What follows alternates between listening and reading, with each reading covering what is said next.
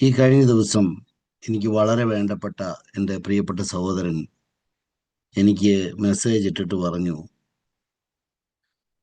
ഈ ഒരു മെസ്സേജിന് ഒരു മറുപടി എനിക്ക് വോയിസ് മെസ്സേജ് ആയിട്ട് വേണമെന്ന് പറഞ്ഞു. അപ്പം അങ്ങനെ ഞാൻ അതിന് മറുപടി ഇട്ടു. അപ്പോൾ ഡീറ്റെയിൽഡ് ആയിട്ട് മറുപടി ഞാൻ പറഞ്ഞു. ഏകദേശം 10-17 മിനിറ്റ് നേരം ഞാൻ അതിൽ ഡിസ്കസ് ചെയ്തിട്ടുണ്ട് ആ വിഷയങ്ങൾ. അപ്പം അതേ വിഷയം ഞാൻ ഓർത്തു അത് നിങ്ങളുടെ അടുത്ത് കുറച്ചുകൂടെ ഡെപ്തിൽ, അത് ഞാനൊരു പ്ലാൻ ചെയ്ത് പറഞ്ഞതല്ലായിരുന്നു എങ്കിലും നിങ്ങളോട് ഒന്ന് ക്ലിയർ ആയിട്ട് പറയണമെന്ന് എനിക്ക് തോന്നുന്നു. നമ്മുടെ സഭയുടെ വിശ്വാസപ്രകാരം നമ്മൾ വിശ്വസിക്കുന്നതും പ്രാർത്ഥിക്കുന്നതും പിതൃപുത്ര പരിശുദ്ധാത്മാവായ സത്യേക ദൈവത്തിനെയാണ് നമ്മൾ വിശ്വസിക്കുകയും പ്രാർത്ഥിക്കുകയും ചെയ്യുന്നത്. അതുകൊണ്ട് നമ്മുടെ പ്രാർത്ഥനകൾ തുടങ്ങുമ്പോൾ പിതാവിനും പുത്രനും പരിശുദ്ധ റൂഹായുമായ സത്യേക ദൈവത്തിന്റെ തിരുനാമത്തിൽ തനിക്ക് സ്തുതി, നമ്മുടെ മേൽ തന്റെ കരുണയും മനോഗുണവും ഇന്നും എന്നേക്കും ഉണ്ടായിരിക്കട്ടെ. അപ്പൊ നമ്മൾ ആ രീതിയിലാണ് പ്രാർത്ഥിക്കുന്നത്. അല്ലാതെ നമ്മൾ ഒരിക്കലും യഹോവ എന്ന സംജ്ഞ നമ്മുടെ ഒരു പ്രാർത്ഥനയിലും നമുക്ക് കാണാൻ പറ്റില്ല. അപ്പൊ പക്ഷെ പലരും വന്ന് ഈ യഹോവ പിതാവാം ദൈവമാണ് എന്ന് പറഞ്ഞ് പ്രത്യേകിച്ചും ആ രീതിയിൽ ഒരു പ്രസന്റേഷൻ നടത്തുന്നുണ്ട്. അപ്പൊ ഞാൻ അതിൻ്റെ ഒരു ഡിസ്റ്റിങ്ഷൻ പറയാതിരിക്കാൻ പറ്റത്തില്ല. കാരണം ഇതിനെ നമ്മളിങ്ങനെ ചില സമയത്ത് ഓരോ രീതിയിൽ ആളുകൾ പറയും. അല്ലെങ്കിൽ പഴയ നിയമത്തിൽ വേറൊരു ദൈവമുണ്ട്, പുതിയ നിയമത്തിൽ ഒരു ദൈവമുണ്ട്. അങ്ങനെയൊന്നും നമ്മളാരും പറഞ്ഞിട്ടില്ല. നമ്മൾ എപ്പോഴും പറയുന്നത് എന്താണ്? പിതാവും പുത്രനും പരിശുദ്ധ റൂഹായുമായ സത്യേക ദൈവത്തിന്റെ തിരുനാമത്തിൽ തനിക്ക് സ്തുതി.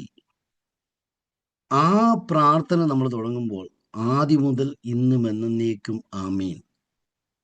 അതായത് ആദ്യം മുതൽ ഇന്നും എന്നേക്കും ദൈവം ആരാണ്? പിതൃപുത്ര പരിശുദ്ധാത്മാവായ സത്യേക ദൈവമാണ്.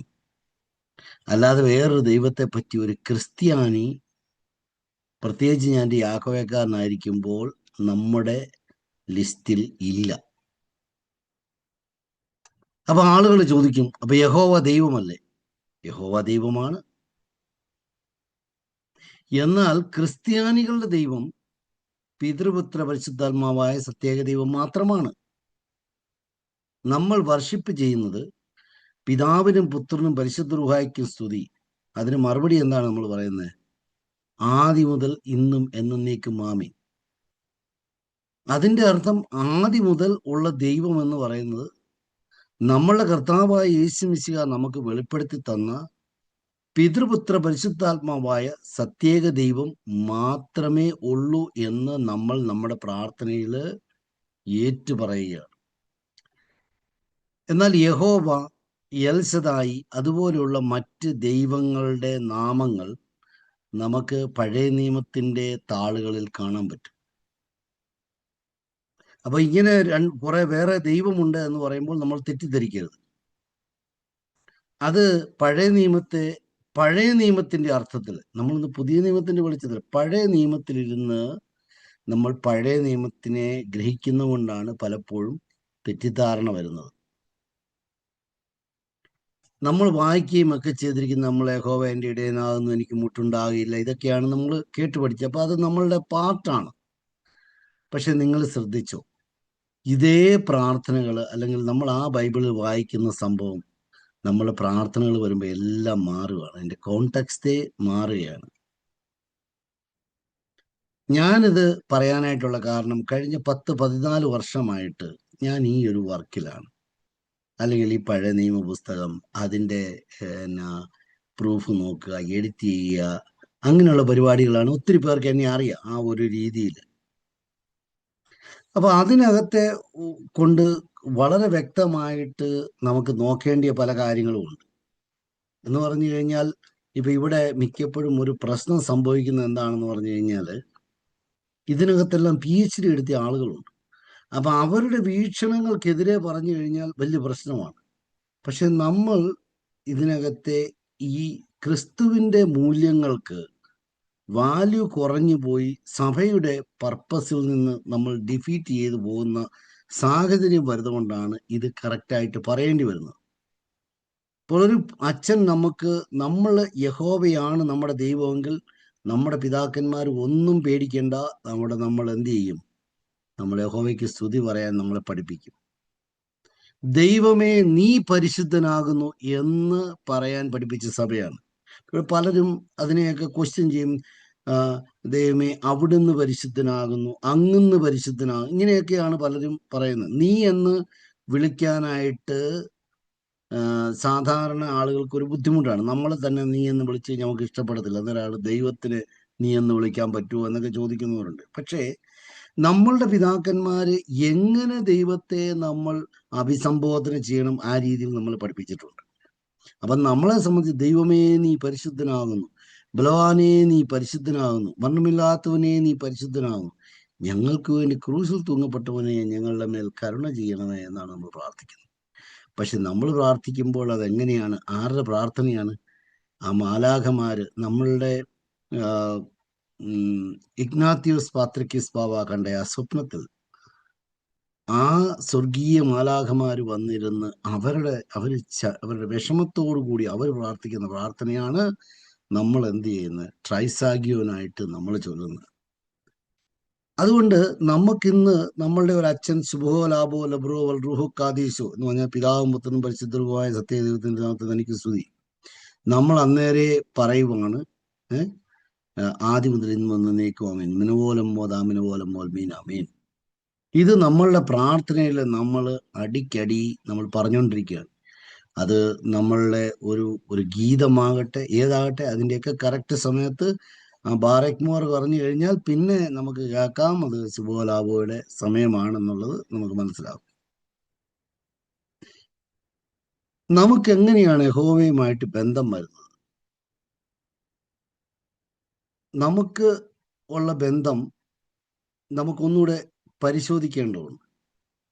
പരിശുദ്ധ തൃത്വത്തിലെ പുത്രനായ ദൈവത്തിന്റെ ഇൻകാർണേഷൻ ആണ് യേശുക്രിസ്തു എന്ന് പറഞ്ഞ് നമ്മൾ കാണപ്പെട്ട അല്ലെങ്കിൽ നമ്മൾക്ക് തൊടാൻ പറ്റിയ ദൈവം ആയിട്ട് നമ്മുടെ മുമ്പിലുള്ളത്.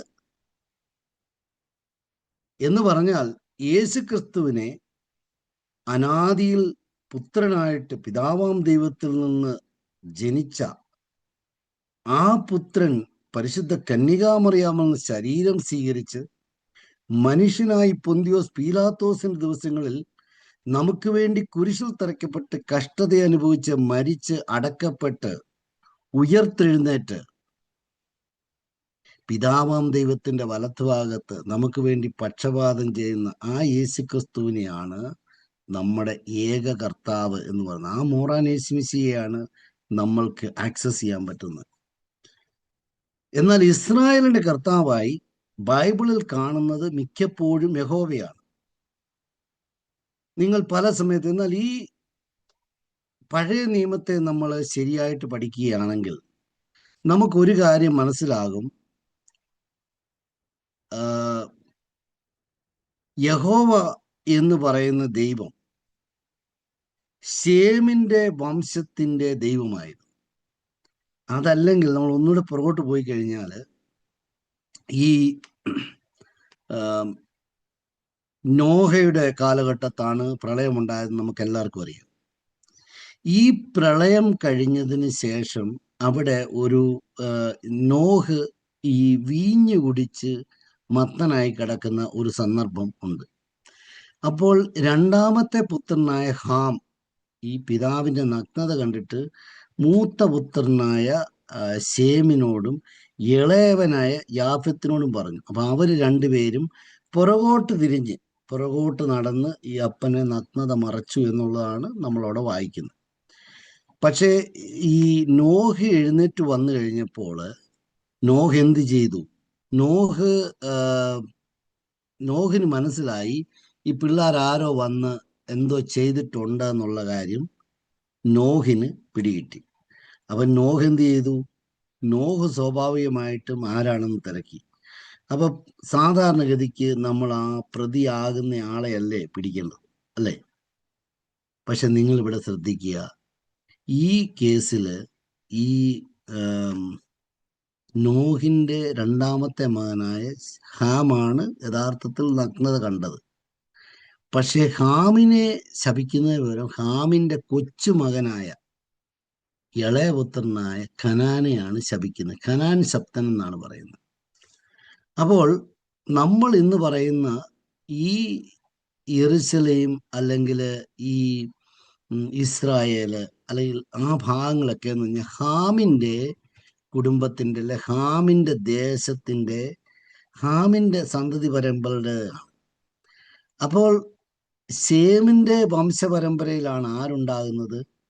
നമ്മുടെ അബ്രഹാം പിതാവ് ഉണ്ടാകുന്നത് ശേമിൻ്റെ വംശപരമ്പര. ഇത് നിങ്ങൾ ഓർത്തിരിക്കണം, ഇത് തെറ്റിപ്പോവും, ഇങ്ങനെ കൺഫ്യൂഷൻ ആവും.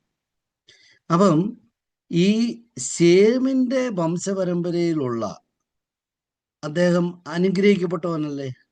അനുഗ്രഹിക്കപ്പെട്ടവനാണ്. അപ്പൊ ഈ അനുഗ്രഹിക്കപ്പെട്ടവൻ അനുഗ്രഹിക്കപ്പെട്ടെടുത്ത് അനുഗ്രഹിച്ചങ്ങ് പോകണ്ടേ? അങ്ങനെയല്ലായിരുന്നു. അപ്പൊ ഈ നമ്മൾ പഠിച്ച് നോക്കുമ്പോൾ നമുക്ക് മനസ്സിലാകും, ഈ മെസപ്പൊട്ടേമിയ സ്ഥലത്ത് അവിടുത്തെ ദൈവമായിരുന്ന അല്ലെങ്കിൽ അവരുടെ ദൈവമാണ് യഹോവ. ഈ യഹോവ ഇത്ര വളരെ നല്ല രീതിയിൽ തൻ്റെ ജനത്തിനെ കരുതിയിരുന്നെങ്കിൽ അബ്രഹാമിന് ഒരു കുട്ടിയെ കൊടുക്കാനായിട്ട് ബുദ്ധിമുട്ട് വരുമോ? അല്ലെങ്കിൽ അവരവിടുന്ന് ഓടിപ്പോരേണ്ട വരുമോ? അവർക്കവിടെ നല്ല സ്വത്തൊക്കെ ഉള്ള ആളുകളല്ലേ. പക്ഷെ എന്തുകൊണ്ടാണ് അബ്രഹാം അവിടുന്ന് മാറിപ്പോയത് എന്നുള്ള കാര്യമാണ് നമ്മൾ പലപ്പോഴും പഠിക്കാനായിട്ട് മിസ് ചെയ്യുന്നത്. കാരണം വേദപുസ്തകത്തിൽ വരുമ്പോൾ ഇത് രണ്ടും യഹോവയാണ് വിളിച്ചതെന്ന രീതിയിലാണ് നമ്മൾ വേദപുസ്തകത്തിൽ കാണുന്നത്. ഒരിക്കലും അല്ല. കാരണം ഈ കനാന്യ ദൈവം എന്ന് പറയുന്നത് ഏലാണ്. ഏൽ എന്ന് പറയുന്നത് നിങ്ങൾക്ക് ഒന്നായിട്ട് കൂട്ടാം, അല്ലെങ്കിൽ ഒരു കൂട്ടമായിട്ട് പറയാം, അങ്ങനെയൊക്കെയാണ് പലരും പറയുന്നത്. അപ്പൊ അത് ആളുകൾ അങ്ങോട്ട് അംഗീകരിക്കില്ല. പക്ഷെ നമ്മൾ എൽ സദായി എന്ന് പറയുമ്പോൾ നമുക്ക് മനസ്സിലാവും, ആ ഇത് സംഭവം ഇച്ചിരി കുഴപ്പമില്ലാത്ത ദൈവമാണ്. അപ്പം ഈ എൽ സദായി അല്ലെങ്കിൽ ഏലിൻ്റെ ഈ ദേശത്തേക്കാണ് അബ്രഹാം വരുന്നത്. അപ്പൊ അബ്രഹാം വരുമ്പോഴത്തേക്ക് ഈ അബ്രഹാം എന്തുകൊണ്ടാണ് സകലവും ഉപേക്ഷിച്ചിട്ട് അദ്ദേഹം ഇങ്ങോട്ട് പോരുകയാണ്? അതായത് വളരെ നീതിമാനായിട്ട് ജീവിക്കുന്ന അബ്രാം എന്ന് പറയുന്ന ഈ വ്യക്തിക്ക് അവിടെ നല്ല രീതിയിൽ സമാധാനപരമായിട്ട് ജീവിക്കാൻ പറ്റണില്ല. അപ്പൊ അദ്ദേഹത്തിന് നല്ല വിശ്വസ്തയോടുകൂടി, അതായത് ദൈവം പറഞ്ഞ രീതിയിൽ കള്ളവുമില്ല ചതിവുമില്ല അങ്ങനെ ജീവിക്കാൻ ആഗ്രഹിക്കുന്ന നീതിമാനായ വ്യക്തിയാണ് അബ്രഹാം, അല്ലെ അബ്രാം. ഈ അബ്രാമിന് അവിടെ താമസിക്കാൻ പറ്റാത്ത സാഹചര്യം വരുന്നത് ആര് കാണുന്നു? ഈ കനാന്റെ ദൈവമായി എൽസദായി കാണുന്നു. ഓൾ ആർ നമുക്ക് എല്ലാവർക്കും എല്ലാവരെയും കാണാം. അപ്പൊ എൽസദായി ഇദ്ദേഹത്തിന് പ്രത്യക്ഷപ്പെട്ടിട്ട് പറയുകയാണ്, നീ ഇവിടുന്ന് വിട്ട് പോര്, നിന്നെ ഞാൻ എടുത്തോളാം. അൺകണ്ടീഷണലായിട്ടാണ് ഈ എൽസദായി എടുക്കുന്നത്. പക്ഷെ നമ്മൾ ബൈബിളിൽ പോയി നിങ്ങൾ വായിച്ചു നോക്കുമ്പോൾ നിങ്ങൾ വീണ്ടും കാണും യഹോവ. അപ്പൊ നിങ്ങൾ കൺഫ്യൂസ്ഡ് ആയപ്പോൾ. അപ്പൊ നിങ്ങൾ അതുകൊണ്ടാണ് നമ്മൾ ഇങ്ങനെയുള്ള സാഹചര്യങ്ങൾ നമ്മൾ ചരിത്രം നമ്മൾ എങ്ങനെയാണ്, പൊതുവ് ചരിത്രം എന്താണ് ഇതിനെപ്പറ്റി പറയുന്നത്, ആ ദേശത്തിന്റെ ദൈവം ആരായിരുന്നു, നമ്മൾ വേറൊരു തരത്തിൽ ഒത്തു നോക്കുമ്പോൾ നിങ്ങൾക്ക് മനസ്സിലാവും അവിടെ എൽസദായിയാണ്. അപ്പോൾ ഈ എൽസദായിയുടെ ദേശത്തേക്ക് അബ്രഹാം വരികയാണ്. ഇപ്പം നമ്മുടെ അവിടുന്ന് ഒരാള് മാറി വേറൊരു ദേശത്തേക്ക് പോവുകയാണെന്ന് വിചാരിക്കുക. അപ്പൊ സാധാരണഗതിയിൽ അവൻ പോകുമ്പോൾ അവൻ്റെ പുറകെ പോയി അവനെ എങ്ങനെയും തിരിച്ചു കൊണ്ടുവരാനോ അല്ലെ അവനെ വിടാതിരിക്കാനോ ശ്രമിക്കും. കാരണം വിട്ടുകഴിഞ്ഞാൽ എന്താ സംഭവിക്കുക? നമ്മൾ അത്ര നല്ലവരല്ല എന്നുള്ള മെസ്സേജാണ് കിട്ടുന്നത്. ഇത് തന്നെയാണ് അബ്രഹാമിന്റെ കാര്യത്തിലും സംഭവിച്ചത്, അല്ല അബ്രഹാമിന്റെ കാര്യത്തിലും സംഭവിച്ചത്. അങ്ങനെ ഈ ഹാമിന്റെ ദേശത്തേക്ക് അബ്രഹാം വരുമ്പോൾ എല്ലാം ഉപേക്ഷിച്ച് അയാൾ ഒന്നും എടുത്തില്ല, അവിടെ നിന്നൊന്നും എടുത്തില്ല. അതായത് ഭാര്യയും തൻ്റെ ജ്യേഷ്ഠൻ്റെ മോനെയും അപ്പനെയും കൂട്ടി. അപ്പൻ ഇടയ്ക്ക് വെച്ച് മരിച്ചുപോയി. അതിനുശേഷം അവര് കനാൻ ദേശത്ത് വന്നു. പക്ഷെ കനാൻ ദേശത്ത് വരുമ്പോൾ അവര് കാണുന്നതെന്ന് പറഞ്ഞാൽ വലിയ ഒരു എന്താണ് ഒരു ഒരു ഒരു ഒരു എന്താണ് ഈ ഒരു ക്ഷാമമാണ്. അപ്പം നമ്മളെ ഒരാൾ നീ വാ, നിന്നെ ഞാനെല്ലാം കരുതിക്കോളാം, നമ്മൾ അവൻ്റെ അവിടെ ചെല്ലുമ്പം പട മേടിച്ച് പന്തളത്തി എന്നപ്പോൾ പന്തവും കൊളുത്തി പട എന്ന് പറഞ്ഞാൽ അവിടെ ഇതിനേക്കാൾ ക്ഷാമമാണ്, ദുരിതമാണ്. മറ്റിടത്ത് ക്ഷാമമില്ലായിരുന്നു. അപ്പൊ ഈ പുള്ളിക്കാരൻ എന്ത് ചെയ്യും? സ്വാഭാവികമായിട്ടും അദ്ദേഹം ഇവിടുന്ന് വേറെ അടുത്തുള്ള ദേശത്തേക്ക് പോകും. അപ്പൊ ഇതെല്ലാം വന്ന് ഈ you know these are spiritual beings. അവരൊരു തീരുമാനം എടുത്തു കഴിഞ്ഞാൽ അവർ പുറകെ നടക്കും. അപ്പം നമുക്ക് ഇങ്ങനെ പുറകെ നടന്ന് അവരെ ബുദ്ധിമുട്ടിച്ച ഒരു ചരിത്രമാണ് നമ്മൾ കാണുന്നത്. പിന്നെ ഇസ്രായേലിന്റെ ചരിത്രം നമ്മൾ കംപ്ലീറ്റ് പഠിക്കുമ്പോൾ നിങ്ങൾക്ക് ഈ കാര്യങ്ങൾ കൂടുതലായിട്ട് നിങ്ങൾക്ക് മനസ്സിലാകും. അപ്പം നമ്മൾ കാണേണ്ട ഒരു കാര്യം എന്താണെന്ന് പറഞ്ഞാൽ, ഈ യഹോവയുടെ കാലഘട്ടത്തില് അല്ലെങ്കിൽ യഹോവയുടെ കാലം, അല്ലെങ്കിൽ മോശയുടെ, ഇപ്പൊ നമ്മൾ മിക്കപ്പോഴും മോശയുമായിട്ടാണ് യഹോവയെ പ്രസന്റ് ചെയ്യുന്ന സാഹചര്യം നമ്മൾ കാണുന്നു. അപ്പം മോശയുടെ കാലം വരെ എല്ലാവരിലും മരണമുണ്ടായിരുന്നു. പക്ഷെ എന്നാൽ എന്ത് ചെയ്യുന്നില്ല? അവരുടെ പാപത്തിന്റെ പേരിലല്ല മരണം. എല്ലാവർക്കും മരണം സ്വാഭാവികമായിട്ട് അതായത് അറിയാമല്ലോ, മനുഷ്യന്റെ വീഴ്ചയിലേക്ക് വന്നിരിക്കുന്ന ഒരു കാര്യമാണ് മരണം. അപ്പം ന്യായപ്രമാണം വരുന്നതിന് മുമ്പ് മരണമുണ്ടായിരുന്നു, എല്ലാവരിലും മരണമുണ്ടായിരുന്നു.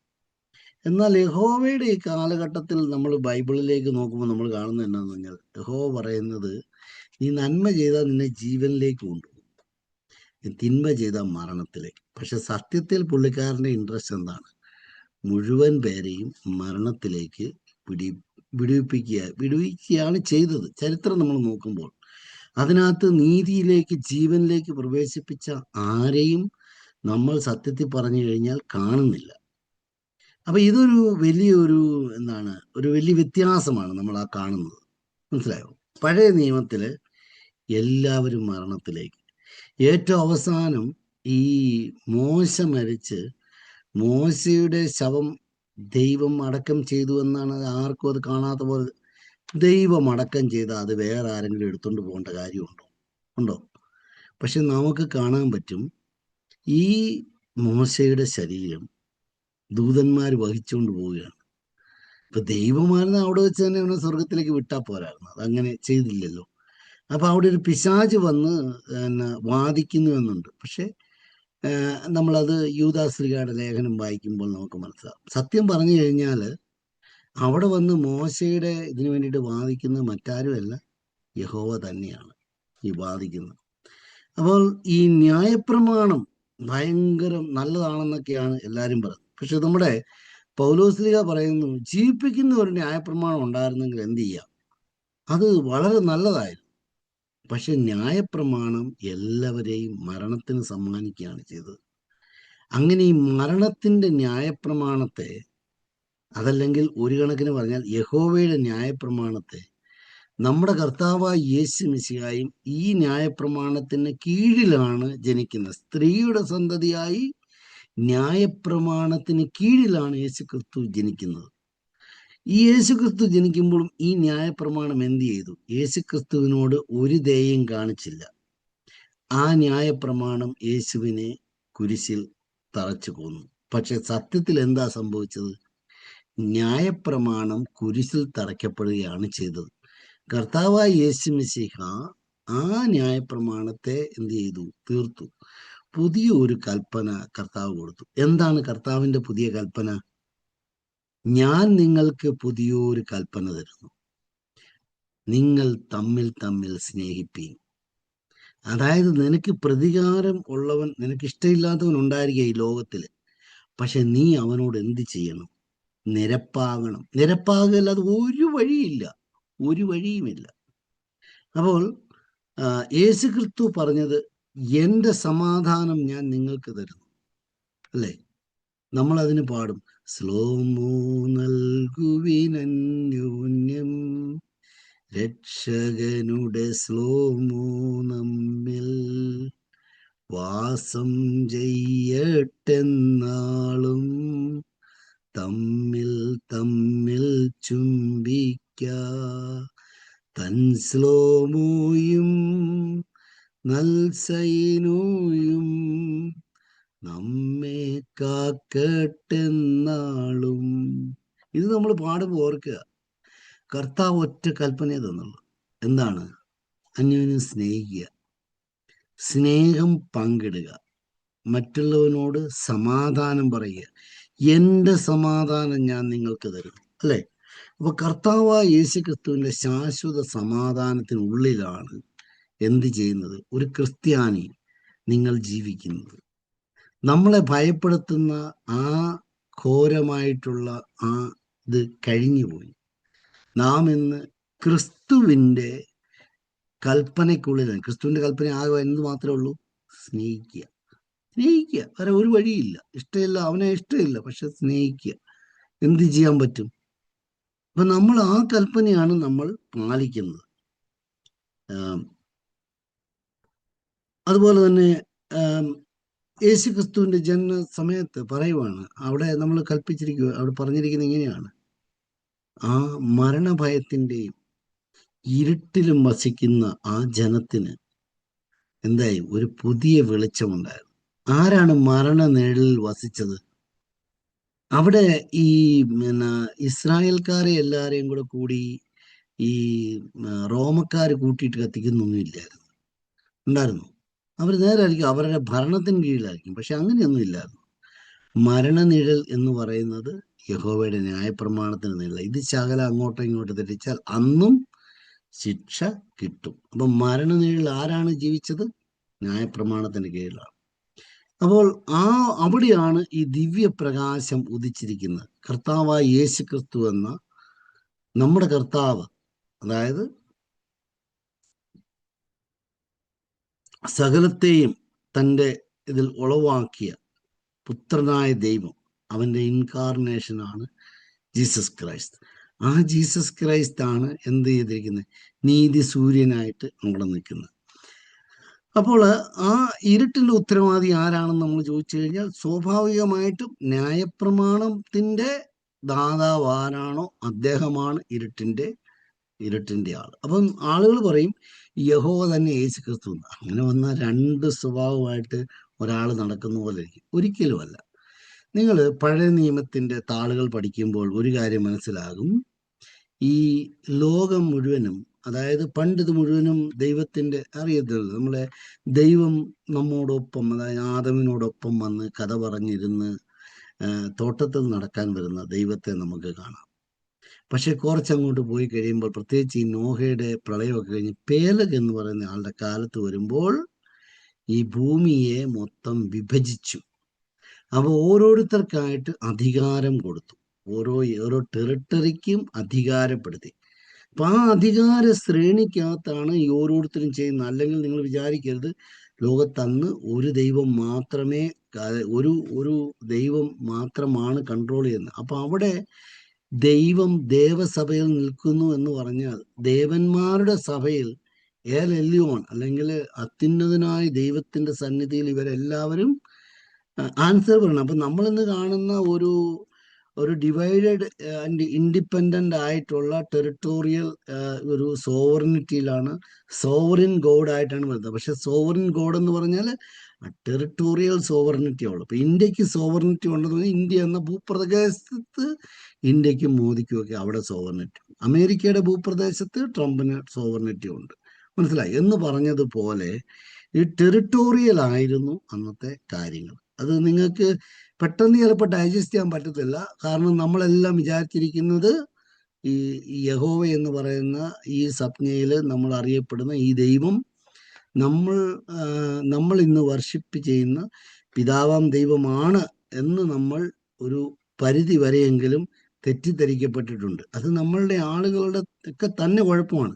കറക്റ്റായിട്ട് വിവേചിച്ച് തരാനായിട്ട് നമുക്ക് ആളുകളില്ലാതെ പോയി. അതുകൊണ്ടാണ് നിങ്ങൾക്കിപ്പോൾ ഇന്നിപ്പം ഈ കാര്യങ്ങളെല്ലാം നിങ്ങൾക്ക് ഇന്റർനെറ്റ് ഉണ്ട്, മറ്റ് സംവിധാനങ്ങളുണ്ട്. നിങ്ങൾക്ക് ഇതെല്ലാം സെർച്ച് ചെയ്ത് നിങ്ങൾക്കിത് കണ്ടുപിടിക്കും. ഒരാളുടെ സ്വഭാവം, അയാളുടെ ടേസ്റ്റ്, നേച്ചർ ഒക്കെ അതുമായിട്ട് ബന്ധപ്പെട്ടിരിക്കും. അപ്പോൾ നമ്മൾ പറഞ്ഞു വന്ന കാര്യം, ഇവിടെ നമ്മുടെ കർത്താവ് യേശുമിശിഹ പറഞ്ഞിരിക്കുകയാണ്, ഞാൻ വന്നത് എന്തിനാണ്? ഞാൻ വന്നത് ജീവൻ ഉണ്ടാകുവാനും സമൃദ്ധിയായ ജീവൻ ഉണ്ടാകുവാനുമാണ്. അപ്പൊ നമ്മൾ ഇതിനെ മൂന്നായിട്ട് തിരിച്ചാല്, ആദം മുതൽ മോശ വരെ മരണം എല്ലാവരിലുമാണ്. മോശ തൊട്ട് യേശുക്രിസ്തു വരെ എന്താണ് മരണവും ജീവനും. യേശുക്രിസ്തു മുതൽ എന്താണ് ജീവനും നിത്യജീവനും, സ്നേഹവും നിത്യസമാധാനവും. മനസ്സിലായില്ലേ? നമ്മൾ അതിലാണ് നമ്മൾ ഇന്ന് ജീവിക്കുന്നത്. നമ്മുടെ ഇന്നത്തെ ടെറിട്ടറി അതാണ്. പൗലോസ്ലീഹ ഇത് വളരെ കൃത്യമായിട്ട് ഈ കാര്യങ്ങൾ നമുക്ക് പഠിപ്പിച്ച് പറഞ്ഞ് തന്നിട്ടുണ്ട്. പക്ഷെ ആളുകൾ അങ്ങോട്ട് ശരിയായ രീതിയിൽ അത് കേൾക്കുന്നില്ല എന്നുള്ളതാണ് എനിക്ക് മനസ്സിലായത്. അത് നമ്മുടെ അച്ഛന്മാരൊക്കെ എന്തുകൊണ്ടാണ് അവരിതിനെപ്പറ്റി ചിന്തിക്കുക? ചിലപ്പോൾ ഒരു പരിധി വരെ പണ്ട് കാലത്ത് ഒരു പ്രശ്നം ഉണ്ടായിരുന്നു പറഞ്ഞാൽ, നമ്മൾ എന്തിനേലും ക്വസ്റ്റ്യൻ ചെയ്ത് കഴിഞ്ഞാൽ അവരെ വെറുതെ ഒരു സഭയിൽ അനഭിമതരാക്കുക, അങ്ങനെയൊക്കെ ഉള്ള പരിപാടികൾ, കലാപരിപാടികൾ നടന്നിട്ടുണ്ട്. ഇപ്പം ഞാനൊരു ഐമേനിയാണ്. ഇപ്പം ഞാൻ പറഞ്ഞു കഴിഞ്ഞു കഴിഞ്ഞാൽ എന്നെ പ്രത്യേകിച്ച് ഇപ്പോൾ സഭയിൽ അങ്ങനെ മുടക്കം ചെയ്യാനുള്ള വകുപ്പൊന്നും തൽക്കാലം ഇല്ല. പക്ഷെ ഇത് തന്നെ ഒരു പുരോഹിതനോ മേൽപ്പട്ടക്കാരനോ പറഞ്ഞു കഴിഞ്ഞാൽ അവരെ എടുത്തിട്ട് ആളുകൾ തലങ്ങും മെലങ്ങും മറഞ്ഞും പുറഞ്ഞും വിട്ടു. അപ്പം ഈ കാര്യങ്ങൾ നമ്മൾ ഒരു ബേസ് ലെവലിൽ, അതായത് ജനത്തിന് ഈ കാര്യങ്ങൾ മനസ്സിലായി വരാതെ ഇതൊരിക്കലും ഈ സത്യങ്ങളൊന്നും നമ്മൾ പുൾപിറ്റിൽ നിന്ന് കേൾക്കാൻ പറ്റുന്നില്ല. പുൾപിറ്റിൽ കേൾക്കാതെ വരുന്നത് കൊണ്ടാണ് പലപ്പോഴും നമ്മളിതിനെ ഇതായിട്ടിരിക്കുന്നത്. നിങ്ങൾ ഇനിയും വന്ന് ഈ 2000 വർഷത്തെ നമ്മൾ കാണും. നമുക്കതാണല്ലോ പരിചയമുള്ളൂ. യേശുക്രിസ്തുവിൻ്റെ പുനരുദ്ധാനത്തിന് ശേഷം ഏകദേശം 2000 വർഷം ആകാറായി. AD ഒരു 32 ആകുമ്പോഴത്തേക്ക് കറക്റ്റ് 2000 വർഷം നമുക്ക് വേണമെങ്കിൽ പിടിക്കാം, അല്ലേ? ആ ഒരു രീതിയിലേക്ക് നോക്കുമ്പോൾ, അപ്പം ഈ 2000 വർഷത്തെ കണക്ക് നമ്മൾ നോക്കുമ്പോൾ എന്താണ് ഈ ഈ യഹൂദൻ എന്ന് പറയുന്ന ആ ജനം ഇപ്പോഴും ഉണ്ട്. പക്ഷെ അവരുടെ തോറ പ്രകാരം അവർക്ക് പാപമോചനം പ്രാപിക്കുന്നത് എന്ത് ചെയ്യണം? ഒരു കോലാടിനെയോ അല്ലെങ്കിൽ ഒരു ആട്ടുകൊറ്റനെയോ അതല്ലെങ്കിൽ ഒരു കുറുപ്രാവിനെയെങ്കിലും അവരെന്ത് കൊടുക്കണം? ബലി കൊടുക്കണം. ഇവർ ഈ കഴിഞ്ഞ 2000 വർഷമായിട്ട് എവിടെയെങ്കിലും ബലി കൊടുത്തായിട്ട് ആരെങ്കിലും കണ്ടിട്ടുണ്ടോ? എന്നാൽ ഈ 2000 വർഷത്തിന് മുമ്പ് അവർ കൊടുത്തിട്ടുണ്ട്. പക്ഷെ ഇപ്പോൾ അവർ കൊടുക്കുന്നില്ല. അപ്പൊ ഇവരുടെ പാപം എങ്ങനെ മോചിച്ച് കിട്ടും? ഇവർ യേശു ക്രിസ്തുവിനെ അംഗീകരിക്കുന്നുമില്ല. അപ്പൊ ഒരു കളിപ്പീരാണ് ആ ഒരു കാര്യം. അതിന്റെ കാരണം എന്താണെന്ന് പറഞ്ഞാൽ, ഈ ബലികളെ മുഴുവൻ നീക്കി ക്രിസ്തു എന്തായി? തിരുബലി കൊണ്ട് സകല മൃഗബലിയെ നീക്കിക്കളഞ്ഞു. മനസ്സിലായോ? അത് നമ്മൾ ബലികളെ മായ്ച്ചിടും തിരുബലി ധന്യം താൻ. ഉണ്ടോ? നമ്മൾ ആ ദുഃഖവെള്ളിയാഴ്ചയുടെ പ്രാർത്ഥനകളൊക്കെ പ്രാർത്ഥിക്കുമ്പോൾ നമ്മൾ പറയുകയാണ്, നമ്മുടെ പിതാക്കന്മാര് അന്ന് 2000 വർഷമായിട്ട് അവർ ചൊല്ലുക ബലികളെ മായ്ച്ചിട്ട് ഉള്ള പുണ്യബലിയാണത്. ഇപ്പം ചിലപ്പോൾ ആളുകൾ ഇല്ലില്ല, കുറച്ച് കഴിയുമ്പോൾ അവർ ചെയ്യും. No, they cannot do it. കാരണം ഇത് ജീസസ് ക്രൈസ്റ്റ് ഇത് നിർത്തൽ ചെയ്ത കാര്യമാണ്. അതാണ് നമ്മൾ മനസ്സിലാക്കാൻ മറന്നുപോയ ഒരു കാര്യം. യേശു ക്രിസ്തുവാണ് ഇത് എന്ത് ചെയ്തത്? ഇതിനെ നീക്കിയത്. അപ്പം ഇന്ന് നമ്മൾ ആളുകൾ വളരെ തെറ്റിദ്ധരിക്കപ്പെടുന്ന ഒരു കാര്യമാണ് നമ്മുടെ പുരോഹിതന്റെ വസ്ത്രം. അഹറോന്റെ വസ്ത്രമല്ലേ? നേരാണ്. അഹറോനെ വസ്ത്രം ഉടുപ്പിക്കുന്നത് എന്ന് പറഞ്ഞാൽ ഈ അതിശ്രേഷ്ഠമായ ഈ വസ്ത്രം അഹറോനെ ഉടുപ്പിച്ചു. പക്ഷെ മോശയെ ഉടുപ്പിച്ചതായിട്ട് നിങ്ങൾ കണ്ടിട്ടുണ്ടോ? ഇല്ല. അപ്പം ആരെയാണ് പൂശിയത്? അഹറോനെയാണ് പൂശിയത്, അല്ലേ? അഹറോനെയാണ് പൂശിയത് രാജകീയ വസ്ത്രം ധരിച്ച്. മോശ രാജകീയ വസ്ത്രം ധരിച്ച് നിൽക്കുന്നതായിട്ട് നിങ്ങൾ എവിടെയെങ്കിലും കണ്ടിട്ടുണ്ടോ? ഇല്ല. ഏഫോദ് ധരിച്ച് നിൽക്കുന്നത് അഹറോനാണ്. അപ്പൊ രാജകീയ വസ്ത്രം ധരിച്ച് നിൽക്കുന്ന ഇവന്റെ ചുമതല എന്ന് പറഞ്ഞാൽ രാജകീയമായ കൽപ്പനകൾ ചെയ്യുക എന്നുള്ളതാണ്. അപ്പോൾ രാജാവിന് യോഗ്യമാകുന്ന അവിടെയാണ് കർത്താവായ യേശു മിശിഹ 2000 വർഷങ്ങൾക്ക് മുമ്പ് എന്താണ് താൻ മൽക്കീസദേക്കിന്റെ ക്രമപ്രകാരം രക്തരഹിതമായ ആരാധനാ രീതി പുനർസ്ഥാപിച്ചു എന്ന് വേണമെങ്കിൽ പറയാം, അല്ലെ? മൽക്കീസദേക്കിന്റെ ക്രമപ്രകാരം ആണ് യേശുക്രിസ്തു മഹാപുരോഹിതനായിരിക്കുന്നത്. എന്നാൽ നമ്മൾ മറന്നു പോകരുത്, നമ്മുടെ പൗരോഹിത്യം എന്ന് പറഞ്ഞാൽ കർത്താവ് യേശു മിശിഹായുടെ പൗരോഹിത്യമാണ്. കാരണം നമ്മുടെ പൗരോഹിത്യം എന്ന് പറയുന്നത്, നമ്മുടെ മഹാപുരോഹിതൻ ആരാണ്? കർത്താവായ യേശു മിശിഹ. യേശു മിശിഹായുടെ പൗരോഹിത്യത്തിലാണ് നമ്മുടെ ഇവിടെ നിൽക്കുന്നത്. അവിടെ നമ്മുടെ അച്ഛൻ പറയത്തില്ലേ, നമ്മളെ കർത്താവായ യേശു മിശിഹ നമ്മെ ഭരമേൽപ്പിച്ച, അത് പറഞ്ഞിട്ടല്ലേ കൂസോയോ കൊടുക്കുന്നത്, അല്ലേ? എന്താണ് പിതാവാം ദൈവം നിങ്ങൾ കരുണ കാണിക്കട്ടെ എന്നുള്ള ആ പ്രാർത്ഥന അച്ഛൻ ചൊല്ലുമ്പം അത് കർത്താവായ യേശു മിശിഹ തൻ്റെ ശിഷ്യന്മാരെ ഭരമേൽപ്പിച്ചത്. അപ്പൊ ആരാണ് ഭരമേൽപ്പിച്ചത്? യേശു മിശിഹ. അപ്പൊ ആരുടേതാണ് പൗരോഹിത്യം?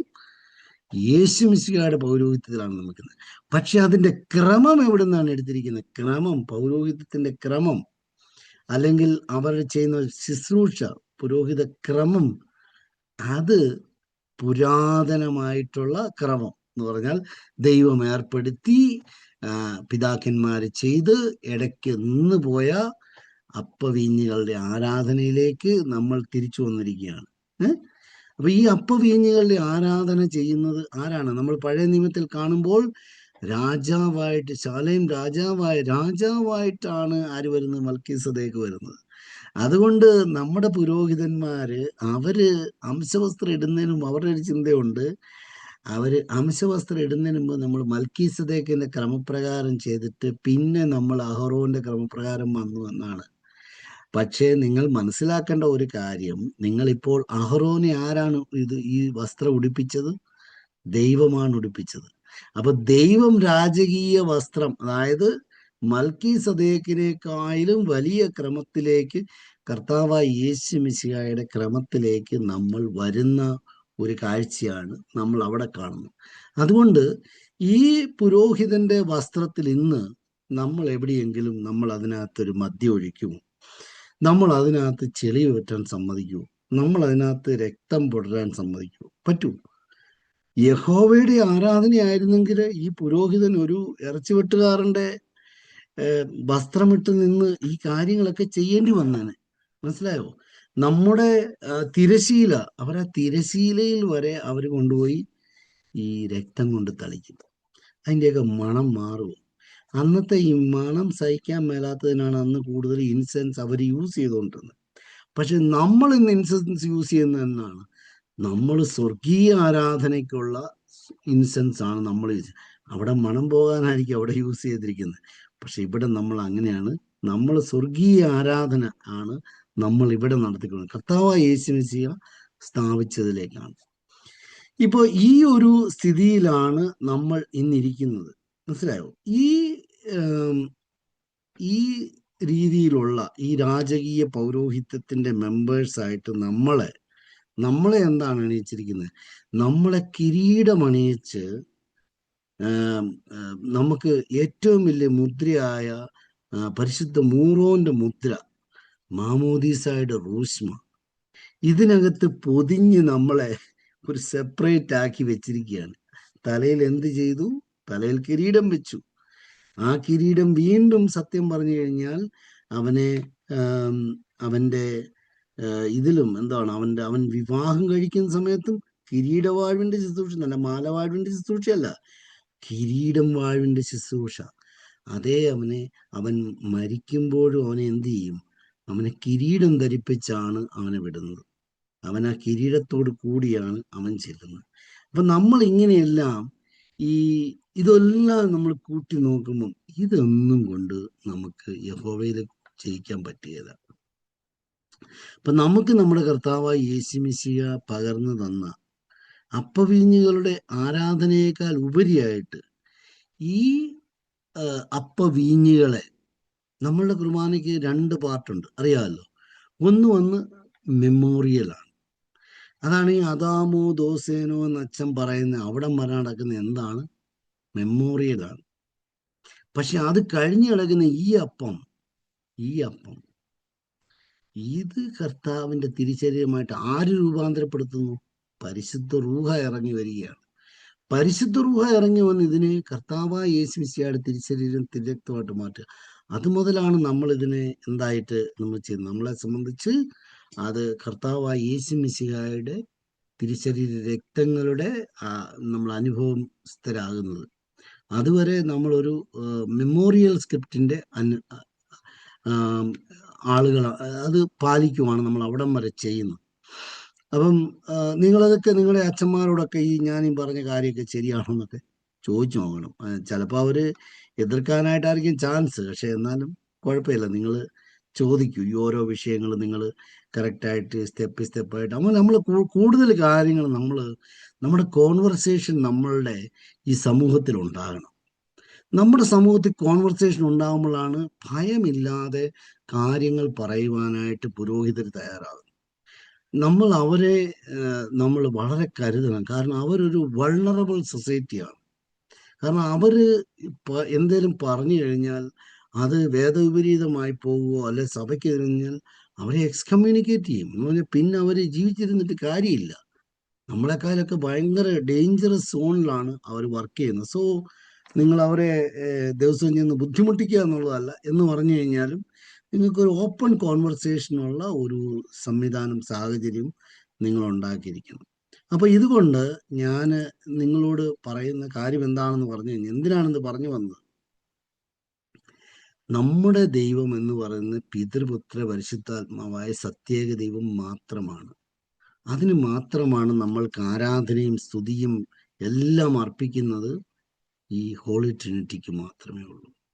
വേറെ ആരും പഴയ നിയമത്തിൽ ഇസ്രായേൽക്കാർ അങ്ങനെ ആരാധിച്ചാൽ സോ വാട്ട്, നമുക്കത് കുഴപ്പമില്ല. അവരെങ്ങനെ ആരാധിച്ചോട്ടെ. അവിടെ എൽസദായി ആരാധിച്ചിരുന്നവരുണ്ട്, മറ്റുള്ള ദേവന്മാരെ ആരാധിച്ചു. നമ്മൾ അവരെ ആരെങ്കിലും സ്റ്റോപ്പ് ചെയ്യുന്നുണ്ടോ? ഇന്ന് ഒരു വ്യക്തി ഇവിടെ ഇപ്പോൾ ഒരു ഹിന്ദുവോ മുസൽമാനോ ആയിരുന്ന ആള് നമ്മുടെ സഭയിലേക്ക് വരുമ്പോൾ നമ്മൾ അവൻ എന്ത് ആരാധിച്ചു എന്ന് ചോദിച്ചാൽ അവന്റെ പുസ്തകമെല്ലാം നമ്മൾ എടുത്തു വെച്ച് നമ്മുടെ കൂടെ വെക്കുന്നുണ്ടോ? ഇല്ലല്ലോ. നമ്മളിപ്പോൾ ഇവിടെ നമ്മളുടെ പിതാക്കന്മാര് നമ്മൾ ഏൽപ്പിച്ചു തന്നിരിക്കുന്ന കാര്യങ്ങളാണ് നമ്മൾ പറഞ്ഞു കൊടുക്കുന്നത്. അതുകൊണ്ട് നമ്മുടെ നമ്മുടെ ആളുകൾക്ക് കൂടുതലായിട്ടും ഇതിനെപ്പറ്റി പഠിക്കണം. നിങ്ങളുടെ തലമുറയിൽ, ഇപ്പം നമ്മുടെയൊക്കെ തലമുറയിൽ ആദ്യം ഒന്നും ചോദിച്ചു കഴിഞ്ഞാൽ എനിക്ക് വലിയ പ്രശ്നമാണ്. പക്ഷെ ഇന്നത്തെ തലമുറ അങ്ങനെയല്ല. അവർക്ക് വിരൽ തുമ്പത്താണ് ഞാനിരിക്കുന്നത്. നമ്മൾ ഈ പറയുന്നതൊക്കെ നിമിഷ നേരം കൊണ്ട് അവരതിൻ്റെ എല്ലാം അർത്ഥങ്ങൾ കണ്ടുപിടിക്കുന്ന ഒരു തലമുറയുടെ മുമ്പിലാണ് നിൽക്കുന്നത്. അവരുടെ മുമ്പിൽ നമ്മൾ ഇലിപ്യരാകുന്നതിൽ കാര്യമൊന്നുമില്ല. അതുകൊണ്ട് അവർക്കുള്ള വിശ്വാസം കൂടുകയില്ല, നമുക്ക് അവരെ നഷ്ടപ്പെടുകയാണ് ചെയ്യുന്നത്. എന്നാൽ ഈ സ്വർഗീയമായ ഈ അനുഭവം എന്ന് പറഞ്ഞാൽ കർത്താവായ യേശു മിശിഹ നമ്മിൽ ഭരമേൽപ്പിച്ച ഈ സ്തോത്രയാഗം അല്ലെങ്കിൽ ഈ വിശുദ്ധ കുർബാനയിൽ പാർട്ടിസിപ്പേറ്റ് ചെയ്ത് സത്യദൈവത്തെ ആരാധിച്ച് മുമ്പോട്ട് പോകാനായിട്ട് ഒരു സമൂഹത്തെ ഒരുക്കിയെടുക്കുക എന്നുള്ളതാണ് നമ്മുടെ ലക്ഷ്യം. അല്ലാതെ നമുക്ക് പഴയ നിയമത്തിന്റെ ഡിഫൻഡേഴ്സോ ഒന്നുമല്ല. നമ്മളാരും യഹോവയാനികളും അല്ലെങ്കിൽ എൽഷദായിയാനികളും ബാലാനികളും ഒന്നുമല്ല. നമ്മൾ ക്രിസ്ത്യാനികളാണ്. നമ്മൾ ക്രിസ്തുവിന്റെ സാക്ഷികളാണ്. അപ്പൊ പലരും അതിന് വരുമ്പോഴത്തേക്ക് പഴയ നിയമത്തിൽ ഇങ്ങനെ അത് നിങ്ങൾ ഒരു പരിധി കഴിയുമ്പോൾ നമ്മുടെ ഇമ്പോർട്ടൻസ് ആയിട്ടുള്ള എന്താണെന്ന് പറഞ്ഞാൽ അവിടെ നമ്മൾ ഇമ്പോർട്ടൻസ് കൊടുക്കുന്നു. നമ്മുടെ ഇമ്പോർട്ടൻസ് ഒരു ക്രിസ്ത്യാനി എന്നുള്ള നിലയ്ക്ക് ഞാനൊരു യാക്കോബക്കാരനാണ്. എന്നെ സംബന്ധിച്ച് എനിക്ക് കൊടുക്കേണ്ട മൂല്യം എന്ന് പറഞ്ഞാൽ എൻ്റെ പിതാക്കന്മാർ എന്തിനു വേണ്ടിയിട്ട് കൊടുത്തോ എന്ന് പറഞ്ഞാൽ ക്രിസ്തുവിൻ്റെ സാക്ഷ്യത്തിന് വേണ്ടി നിന്നവരാണ്. ആ സാക്ഷ്യത്തിൽ നിൽക്കാൻ എനിക്ക് പറ്റണം. അതെനിക്ക് പറ്റുന്നില്ലെങ്കിൽ ഞാനൊരു ക്രിസ്ത്യാനിയായിട്ടിരിക്കുന്നതിൽ വലിയ അർത്ഥമൊന്നുമില്ല. ലോകത്ത് പലരും പല വിശ്വാസങ്ങളുണ്ട്. നമുക്കിവരെയൊക്കെ സുഖിപ്പിക്കാം പല കാര്യങ്ങൾ പറഞ്ഞ്. അതല്ലെങ്കിൽ നമുക്ക് നമ്മുടെ പിതാക്കന്മാരെ ഏൽപ്പിച്ചു തന്ന ആ സത്യവിശ്വാസത്തിൽ നമുക്ക് നിലനിൽക്കാം. ആ സത്യവിശ്വാസം എന്ന് പറയുന്നത് പിതാവിനും പുത്രനും പരിശുദ്ധ റൂഹായ്ക്കും സ്തുതി ആദ്യം മുതൽ ഇന്ന് വന്ന് നീക്കും. ആമീൻ. ശിവഹോലാബോല ബ്രോവൽ റൂഹോക്കാദീശോ മിനവോലം ബോധ മിനവോലം വൽമീനാമീൻ. അതിലേക്ക് നമുക്ക് എപ്പോഴും വരാൻ പറ്റണം. നമ്മൾ ഇത് എത്ര പ്രാവശ്യം കേട്ടിരിക്കുന്നത്, പക്ഷെ നമുക്ക് എന്തുകൊണ്ടാണ് അത് മനസ്സിലാകാത്തത്? നമ്മൾ എന്തുകൊണ്ടാണ് അതിനു വേണ്ടിയിട്ട് സമയം കൊടുക്കാത്തത്? നമ്മൾ എന്തുകൊണ്ടാണ് വിവേചിച്ചറിയാത്തത്? ഇത് നമ്മളുടെ ഈ ഭയം ഭയം നമ്മളിൽ നിന്ന് മാറണം. നമ്മൾക്ക് ക്രിസ്തുവിലാണ് നാം ജീവിക്കുന്നത്. അതായത് നമ്മളെ കർത്താവായ യേശു മിശിഹ തിരഞ്ഞെടുത്തത് ഇപ്പോഴൊന്നുമല്ല. ഈ ഭൂമിക്ക് അടിസ്ഥാനമിടുന്നതിന് മുമ്പ് നിങ്ങളെയും എന്നെയും കർത്താവ് നിഷ്കളങ്കരായി തിരഞ്ഞെടുത്തു, ഇല്ലേ? നിഷ്കളങ്കരായി. നമ്മളുടെ മരണത്തിൽ ദൈവം നമ്മളെ വിട്ടുപോകുമോ? ദൈവമില്ലാത്ത ഒരവസ്ഥയിൽ നമുക്ക് എവിടെയെങ്കിലും എത്തിച്ചേരാൻ പറ്റുമോ? സോ എവിടെ ചെന്നാലും ദൈവമുണ്ട് എന്ന് പറഞ്ഞാൽ, ദൈവത്തെ പറ്റിച്ച് നമുക്ക് എങ്ങും പോകാൻ പറ്റും എന്ന് പറഞ്ഞാൽ നമ്മൾ എവിടെയാണ്? നമ്മൾ ദൈവത്തിനുള്ളിലാണ്. നമ്മൾ ദൈവത്തിനുള്ളിലാണ് എന്നുള്ളത് ഒരു വലിയ കംഫർട്ടാണ് നമുക്ക് തരുന്നത്. അത് പലരും പറയത്തില്ല, നമ്മൾ ദൈവത്തിനുള്ളിലാണ്. എവിടെയോ ഒരു കസേരയിട്ട് ഇരിക്കുന്ന ഒരു ദൈവത്തെയാണ് നമ്മളെപ്പോഴും വിഷ്വലൈസ് ചെയ്യുന്നത്. പക്ഷെ നാം ദൈവത്തിനുള്ളിലാണ്. നാം ദൈവത്തിനുള്ളിലായിരുന്നു. ഈ ഭൂമിയിൽ നമ്മൾ വരുന്നതിന് മുമ്പും നാം ദൈവത്തിലായിരുന്നു. ഈ ഭൂമിയിൽ നമ്മൾ മാറ്റപ്പെട്ട് കഴിയുമ്പോഴും നമ്മൾ എവിടെയാണ്? ദൈവത്തിൽ മാത്രമേ ആകാൻ പറ്റുള്ളൂ. You can only B exist inside of God. അത് ചിലപ്പോൾ നിങ്ങൾക്കൊരു പുതിയ അറിവായിരിക്കാം. പക്ഷെ അത് എനിക്ക് ആ കാര്യം മനസ്സിലാക്കി കഴിഞ്ഞപ്പോൾ എനിക്ക് കിട്ടിയ ഒരു ഫ്രീഡം ഉണ്ടല്ലോ. മരണത്തെ ഭയമില്ലാതെ ജീവിക്കുക എന്ന് പറഞ്ഞാൽ വെറും ഒരു പേടിയില്ലാത്തവരെന്നുള്ളതല്ല. മരണഭയം നമ്മളിൽ നിന്ന് മാറിപ്പോണം. മരണത്തിന്റെ ഭീതി നിങ്ങൾ ചെയ്യുന്ന ഒരു കാര്യത്തിലും മരണം നിങ്ങളെ ഇത് ചെയ്യരുത്. നമ്മൾ ഓരോ ദിവസവും നമ്മൾ ഓർക്കുമ്പോൾ നമുക്ക് ഈ പിതാക്കന്മാരെ എല്ലാവരെയും, നമ്മുടെ പൂർവ്വപിതാക്കന്മാരെയൊക്കെ നമുക്ക് അക്സസ് ചെയ്യാം. നിങ്ങളുടെ പ്രാർത്ഥനയ്ക്ക്, നിങ്ങൾ കുർബാനയ്ക്ക് പേരെഴുതി കൊടുക്കുമ്പോൾ, ഞാൻ എൻ്റെ ഒരു വീട്ടിലെ, ഞാനിവിടെ പള്ളി പ്രാർത്ഥനയ്ക്ക് ചിലപ്പോൾ എഴുതുമ്പോൾ കുറേ നേരം നിൽക്കും. അങ്ങനെ ആളുകൾ ഇവൻ ഇന്നെ ആലോചിച്ചുകൊണ്ട് നിൽക്കുകയാണ്. ഞാനിങ്ങനെ ഒരു പേരെഴുതുമ്പോൾ ഞാൻ ആദ്യം എഴുതുന്നത് എൻ്റെ വല്യപ്പൻ്റെ പേരാണ്. വല്യപ്പൻ്റെ പേരെഴുതി കഴിഞ്ഞാൽ വല്യമ്മച്ചിയുടെ പേരെഴുതും. അത് കഴിഞ്ഞ് എൻ്റെ അമ്മയുടെ അപ്പൻ്റെ പേരെഴുതും, അമ്മയുടെ പേരെഴുതും. അങ്ങനെ ആ ഓരോരുത്തരെയും ഞാൻ അന്നേരം കാരണം അപ്പം എനിക്ക് ഇവരെല്ലാം പരിചയമാണ്. മനസ്സിലായില്ലേ?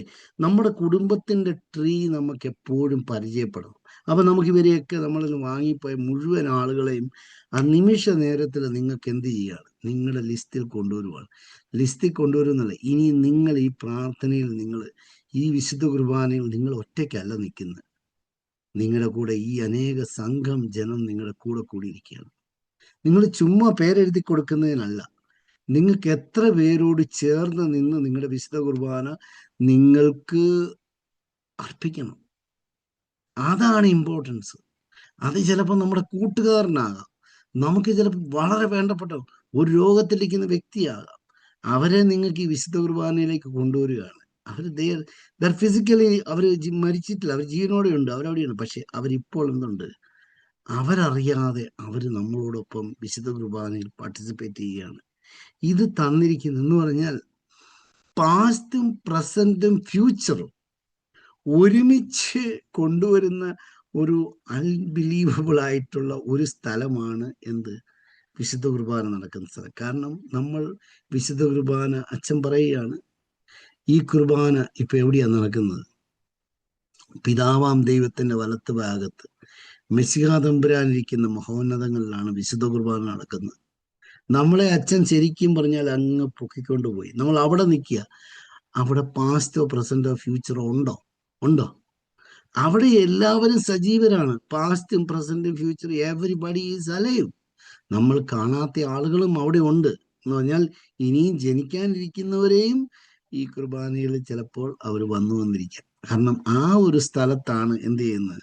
സ്വർഗീയ മഹോന്നതങ്ങളിലാണ് വിശുദ്ധ കുർബാന നടക്കുന്നത്. അപ്പൊ നിങ്ങൾ ഈ ഒരു രീതിയിൽ ഇരിക്കുമ്പോൾ നമ്മൾ ഇനിയും ദയവ് ചെയ്ത് നമ്മുടെ സഭയുടെ പ്രാർത്ഥനയിലില്ലാത്ത, നമ്മുടെ ട്രഡീഷനിലില്ലാത്ത, ആകെപ്പാടെ നമുക്കുള്ളതെന്ന് പറഞ്ഞാൽ ഈ ബൈബിളിൽ പരിചയപ്പെട്ട ചില കഥാപാത്രങ്ങളുടെ പേര് നമ്മളെ ഹഠാത് ആകർഷിച്ചിട്ടുണ്ട്. പക്ഷെ അത് വെച്ചുകൊണ്ട് നമ്മൾ ഈ പരിശുദ്ധ തൃത്വത്തെയും കർത്താവ് യേശു മിശിഹായെയും നമ്മൾ കുറയ്ക്കരുത്. മനസ്സിലായോ? അപ്പൊ നമ്മുടെ പ്രാർത്ഥനകളും നമ്മുടെ കോൺവെർസേഷൻസും ഒരു ക്രിസ്ത്യാനി എന്നുള്ളതിലേക്ക് ക്രൈസ്റ്റ് സെൻട്രിക് ആയിരിക്കണം. ക്രൈസ്റ്റ് സെൻട്രിക് അല്ലെങ്കിൽ it doesn't make any sense. അപ്പം Christ centric worship, you know triocentric worship, ഇത് നമുക്ക് എന്ത് ചെയ്യാൻ, റെസ്റ്റോർ ചെയ്യാൻ പറ്റണം. അങ്ങനെയായിരുന്നു സഭ. ഈ അടുത്ത കാലത്താണ് ഇത് മുഴുവൻ ഇങ്ങനെ പോയത്. അത് പോയപ്പോൾ ഉണ്ടായ നഷ്ടം എന്തെന്നറിയോ? നമ്മളെല്ലാവരും സ്വാർത്ഥരായി. നമ്മളെല്ലാവരും നമ്മുടെ ആ ഇട്ടാവട്ടത്തിന് വേണ്ടി കളിക്കും. നമ്മൾ പണത്തിന് വേണ്ടിയിട്ട്, അധികാരത്തിന് വേണ്ടിയിട്ട്, സിംഹാസനത്തിന് വേണ്ടിയിട്ട് നമ്മളങ്ങ് ബഹളം വെച്ചുകൊണ്ടിരിക്കുകയാണ്. അപ്പം നമുക്ക് വേറൊരുത്തൻ്റെ വേദന നമുക്ക് മനസ്സിലാകുന്നില്ല, അവൻ്റെ ബുദ്ധിമുട്ട് നമുക്ക് മനസ്സിലാകുന്നില്ല. നമ്മൾ ആ പടം നമ്മൾ പിടിച്ചതിന് 5-6 കൊമ്പുണ്ടെന്ന് പറഞ്ഞ് നിൽക്കുകയാണ്. Makes no sense to me, no sense. നമ്മൾ പിതാവാം ദൈവത്തിൻ്റെ വലത്ത് ഭാഗത്ത് മിശിഹാ തമ്പുരാൻ എഴുന്നള്ളി വന്നിരിക്കുന്ന സ്ഥലങ്ങളിൽ വിശുദ്ധ കുർബാനയിൽ പാർട്ടിസിപ്പേറ്റ് ചെയ്യുന്ന ജനമായി നമ്മൾ ഇങ്ങനെ പോയാൽ പറ്റില്ല. എനിക്ക് സത്യം പറഞ്ഞു കഴിഞ്ഞാൽ നമ്മളുടെ മേൽപ്പട്ടക്കാരും മറ്റുള്ളവരും, യു ഹാവ് ടു ലിറ്ററലി ഇതിൽ നിങ്ങൾ സീരിയസ് ആയേ പറ്റൂ. കാരണം എനിക്കറിയാം നിങ്ങളുടെ ഭയം, പേടി, ഒത്തിരി കേസ് കേട്ടുള്ള ഇതിനകത്തുണ്ട്. But that's not going to help anybody. It is literally waste of time. നിങ്ങൾ ഓരോ ഇപ്പൊ പലരും ഞാൻ കാണുന്നതെന്ന് പറഞ്ഞു കഴിഞ്ഞാൽ അവര് കല്യാണം നടത്തുന്നു, മാമൂസ നടത്തുന്നു, അത് നടത്തുന്നു, മരിച്ചവരുടെ വീട്ടിൽ പോയി അവിടെ ഇത് നടത്തുന്നു, ഇതെല്ലാം ചെയ്യുന്നുണ്ട്. Where are you educating the people? എവിടെയാണ് നിങ്ങൾ നിങ്ങളുടെ സാക്ഷ്യം കൊണ്ടുവരുന്നത്? ടൈം എടുക്കണം ഇതിനു വേണ്ടിയിട്ട്. You really need to do time. പ്രസംഗിക്കേണ്ട സ്ഥലത്ത് മെത്രാച്ചൻ പ്രസംഗിക്കേണ്ട സമയത്ത് മെത്രാച്ചൻ പ്രസംഗിച്ചിരിക്കണം. ആ പ്രസംഗിക്കുന്ന ക്രിസ്തുവിന്റെ സാക്ഷ്യമായിരിക്കണം. ക്രിസ്തുവിന്റെ സാക്ഷ്യമായി അപ്പോസ്തലന് യോഗ്യമായ രീതിയിലുള്ള പ്രസംഗങ്ങൾ വേണം. ക്വാളിറ്റി കണ്ടന്റ് വേണം. കാരണം ഇന്ന് പല പ്രസംഗങ്ങളിലും വളരെ ശുഷ്കമായ, നമ്മൾ കേട്ട് പരിശീലിച്ച കാര്യങ്ങൾ മാത്രമാണ് കിടക്കുന്നത്. നമ്മുടെ സഭയുടെ ഏറ്റവും ശ്രേഷ്ഠമായ കാര്യങ്ങൾ നമുക്കിന്ന് കൊണ്ടുവരാൻ പറ്റണം. ഞാൻ നമ്മളുടെ സേവേറിയോസ് പാത്രിക്കേസിൻ്റെ 125 ഹോമിലീസ് അത് ട്രാൻസ്ലേറ്റ് ചെയ്ത് വെച്ചു. അത് ഞാൻ കുറേ പബ്ലിഷ് ചെയ്തു, പിന്നെ ഞാൻ നിർത്തി. എനിക്ക് മനസ്സിലായി ഇതിട്ട് കഴിഞ്ഞ് കഴിഞ്ഞാലും ഇതാർക്കും അധികമൊന്നും കത്തുന്നില്ല. അപ്പോൾ പിന്നെന്തിനാണ് ഇത് പറയുന്നത്? സേവേറിയോസ് പാത്രിക്കേസിനുള്ളത് എന്തായിരുന്നു? അദ്ദേഹത്തിന്റെ message is one single message, always വിഭജിക്കപ്പെടാത്ത ക്രിസ്തു. നമുക്ക് അത്താനാസിയസിനെ എടുത്തു കഴിഞ്ഞാൽ എന്താണ് അത്താനാസിയസിന്റെ പ്രസംഗം? ദ ഇൻകാർണേറ്റ്, വചനത്തിന്റെ ജഡാവതാരം, അതാണ് അദ്ദേഹത്തിന്റെ പ്രസംഗം. ഏതിലേക്കൂടെ കരച്ചു വയ്ക്കണം, അതേ ഉള്ളൂ. നിങ്ങളുടെ പ്രസംഗങ്ങൾ എന്താണ്? We miss it. ഇപ്പൊ ഞാൻ പെരുമ്പള്ളി തിരുമേനി എടുത്തു നോക്കിക്കഴിഞ്ഞാൽ പെരുമ്പള്ളി തിരുമേനിയുടെ നെറ്റ് വളരെ പരിശുദ്ധ കന്യകാമറിയാം സംശയം കൂടാതെ ദൈവമാതാവ്.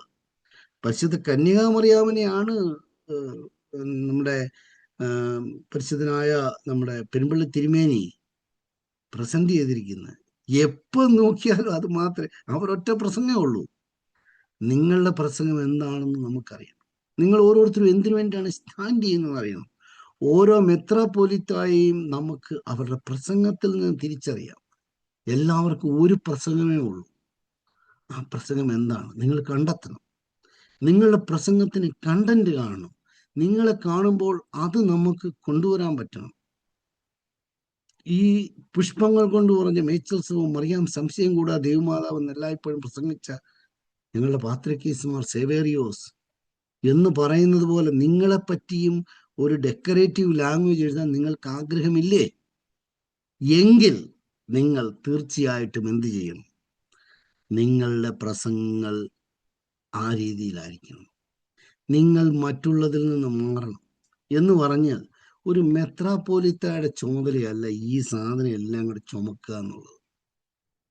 ഈ സ്ഥലം, മറ്റ് അതായത് this is not your job. അജപാലനം എന്ന ഇതിൽ നിന്ന് മാറ്റിയിട്ട് നമ്മൾ ഇന്ന് ബിൽഡിംഗ് പാലനം അതിലേക്ക് പോയിരിക്കുകയാണ്. It has to come down. It has come down to വിശ്വാസികൾക്ക് വേണ്ടിയിട്ട് നിലനിൽക്കണം. ആ ഒരു രീതിയിൽ പിന്നെ യാക്കോബ പിന്നെയും കുറച്ച് നമുക്ക് കൂടുതൽ അങ്ങനെ ഗുണമുണ്ട് കേട്ടോ, ഇല്ലെന്ന് പറയാതിരിക്കാൻ പറ്റത്തില്ല. കാരണം ഈ സ്വത്തൊന്നും ഇങ്ങനെ നമ്മൾ ഒരു സ്ഥലത്ത് ഇങ്ങനെ എഴുതി കൊടുത്തിട്ടില്ല. അതുകൊണ്ട് ഓരോ പള്ളിക്കും അവരുടേതായിട്ടുള്ള അവകാശങ്ങളൊക്കെ ഉള്ള കാരണം മെത്രാപ്പൊലീത്ത അറ്റ്ലീസ്റ്റ് ആ കാര്യത്തിൽ ബോധേടല്ല. എങ്കിലും നമ്മൾ പലപ്പോഴും നമ്മളുടെ ശ്രദ്ധ മുഴുവനും ഇങ്ങനെയുള്ള ഇതിലേക്ക് നിൽക്കുകയാണ്. അല്ലെങ്കിൽ ഒരു ചെറിയ കാര്യത്തിൽ ഒതുങ്ങിപ്പോകരുത്. ഇതിനേക്കാളും വലിയ ഒരു കാര്യമാണ് നിങ്ങളിൽ ഫലമേൽപ്പിച്ചിരിക്കുന്നത്. പ്രതീക്ഷയാണ്. പ്രതീക്ഷ. പറയണോ പറയണ്ടയോ? പലരും അങ്ങ് ഇനിയും പറഞ്ഞിട്ട് കാര്യമില്ല എന്ന് പറയും. പക്ഷെ എന്നാലും പറയണ്ടേ പറയണ്ടേ. അതുകൊണ്ട് നിങ്ങളോട് പറയുകയാണ്. അതുകൊണ്ട് ദയവ് ചെയ്ത് ഈ കാര്യം ടോപ്പ് ടു ബോട്ടം നമുക്ക് അവയർനെസ് വേണം. ധൈര്യമായിട്ട് സത്യവിശ്വാസം നമുക്ക് പറയാൻ പറ്റണം.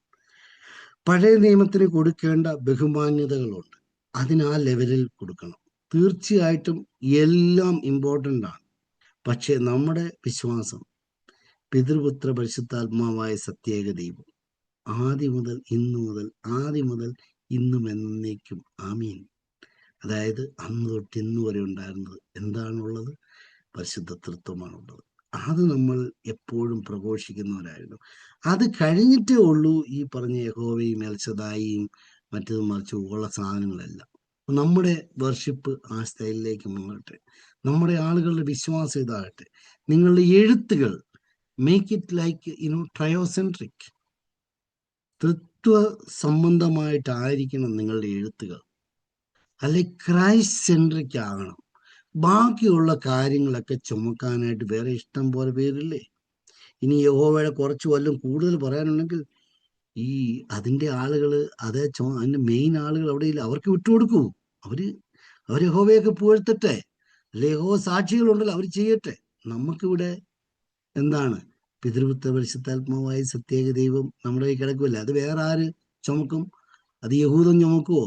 അത് മുസൽമാൻ ചുമക്കുവോ? നിങ്ങളേ ഉള്ളൂ. കർത്താവിന്റെ നാമം പറയാൻ നിങ്ങളേ ഉള്ളൂ. മനസ്സിലായോ?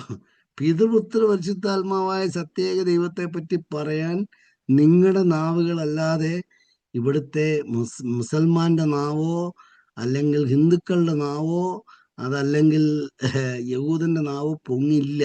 നിങ്ങൾ പറയണം. മറ്റേ കാര്യം അവരൊക്കെ ഉണ്ടല്ലോ, അവർ പറയട്ടെ, വിട്ടുകൊടുക്കൂ. നമ്മുടെ കാര്യത്തിലേക്ക് വരും. നമ്മുടെ മക്കളെ നമ്മൾ ക്രിസ്തുവിൻ്റെ സഹോദരി സഹോദരന്മാരായിട്ട് വളർത്താനായിട്ട് ക്രൈസ്റ്റ് സെൻട്രിക് ആയിട്ട് കാര്യങ്ങൾ ചെയ്യാനായിട്ട് പറ്റണം. ഇത് വളരെ ദീർഘമായി പോയെന്ന് എനിക്കറിയാം. പക്ഷേ ഇത് പറയാതിരിക്കാൻ വയ്യ. കാരണം ആ ഒരു അവയർനെസ് ഇല്ല. ആ ഭയം ഇപ്പോഴും കിടക്കുന്നു. നമ്മളുടെ കൺവെൻഷനുകളിലൊക്കെ അവിടെ എഴുതുന്ന പാട്ടുകൾ മെത്രാച്ചന്മാർ ഇരുന്നിട്ട് പറഞ്ഞു പറ്റില്ല, ഇതിവിടെ പറ്റത്തില്ലെന്ന് പറഞ്ഞു. ഇവിടെ പറയാൻ പറ്റത്തില്ല. ട്രയോസെൻട്രിക് അല്ലെങ്കിൽ സ്ട്രൈക്ക് ഇറ്റ് ഓഫ്. അല്ലെങ്കിൽ നമ്മുടെ പരിശുദ്ധന്മാരെ പറ്റി അല്ലെങ്കിൽ സ്ട്രൈക്ക് ഇറ്റ് ഓഫ്. പരിശുദ്ധ ദൈവമാതാവിനെ പറ്റി സ്ട്രൈക്ക് ഇറ്റ് ഓഫ്. ഈ ബലിയെ പറ്റി, അതായത് യൂക്കറിസ്റ്റിനെ പറ്റി അല്ലെങ്കിൽ no, it should be something related to our liturgy. അല്ലാത്ത സാധനമൊക്കെ വെട്ടി ദൂരെ കളയണം. അവിടെ പോയിരുന്നപ്പോഴത്തേക്ക് ബോണ്ട കിട്ടാഞ്ഞതിന് എഴുതിയ പാട്ടൊക്കെ നമ്മൾ പാടിപ്പിക്കരുത് ദയവ് ചെയ്ത്. ഇന്നത്തെ കാലത്ത് ഒരു പാട്ട് ഇപ്പം എഴുതാനായിട്ട് എന്ത് പാടാണ്ടിരിക്കുന്നത്.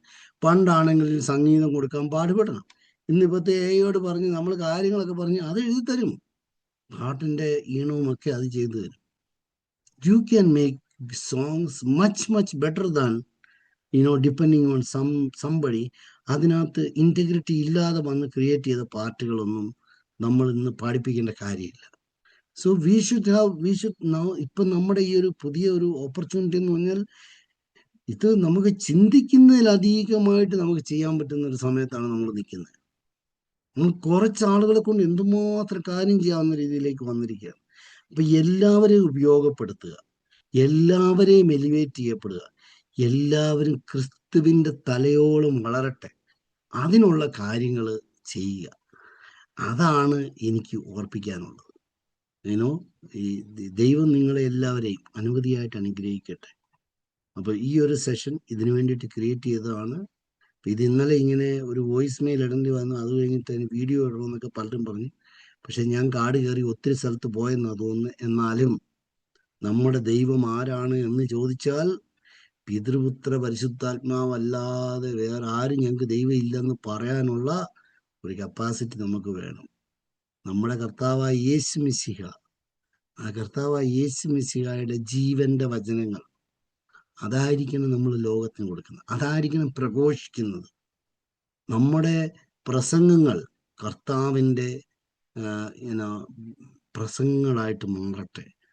അങ്ങനെ ലോകത്തിൽ മാറ്റം കൊണ്ടുവരട്ടെ. നമ്മൾ അതിൻ്റെ നമുക്കതിപ്പം ഇതെല്ലാം സാധ്യമാണ്. പ്രത്യേകിച്ച് ഇപ്പം നമുക്ക് നമ്മുടെ കാതോലിക്ക ബാബയൊക്കെ ഫ്രഷാണ്, എല്ലാവരും വളരെ എനർജറ്റിക് ആണ്. അപ്പം നിങ്ങളെല്ലാവരും കൂടെ ചേർന്ന് we can do this amazing. നമുക്ക് വേറെ ബാധ്യതകളൊന്നുമില്ല. ഈ പള്ളികൾ പോയതൊന്നും ഒരു പ്രശ്നമൊന്നുമില്ല. I think it is all for good only. കാരണം നമുക്ക് നന്മയിലേക്ക് പോവുക, മറ്റുള്ളവർക്ക് വേണ്ടിയിട്ട് പ്രാർത്ഥിക്കുക. ആ നിലയിൽ നമുക്ക് എല്ലാ കാര്യങ്ങളും നമുക്ക് പോയതിന് 10,000 ഇരട്ടി തിരിച്ചു കിട്ടും. ഞാൻ ഈ യെശയ്യാ പ്രവാചകന്റെ പുസ്തകം 60-ാം അധ്യായം വായിച്ചപ്പോൾ എനിക്ക് ഭയങ്കരമായിട്ട് എനിക്ക് ഭയങ്കര ഇത് ചെയ്തു. കാരണം അതിൽ കൊടുത്തിരിക്കുന്ന കുറെ പ്രോമിസസ് ഉണ്ട് ഉണ്ടോ. ഇപ്പം ഞാൻ പഴയ നിയമം പറയുന്നുണ്ടോ, ആ പ്രോമിസ് ഞാൻ ചിലപ്പോൾ ഇത് യാക്കോബക്കാരെ പറ്റി പറഞ്ഞിരിക്കുന്നതെന്ന്. I think like that. തീർച്ചയായിട്ടും പ്രോഫസികൾ നടക്കട്ടെ. ദൈവം നിങ്ങളെ എല്ലാവരെയും അനവധിയായിട്ട് അനുഗ്രഹിക്കട്ടെ. May God bless you. Thank you very much for listening to me. Thank you.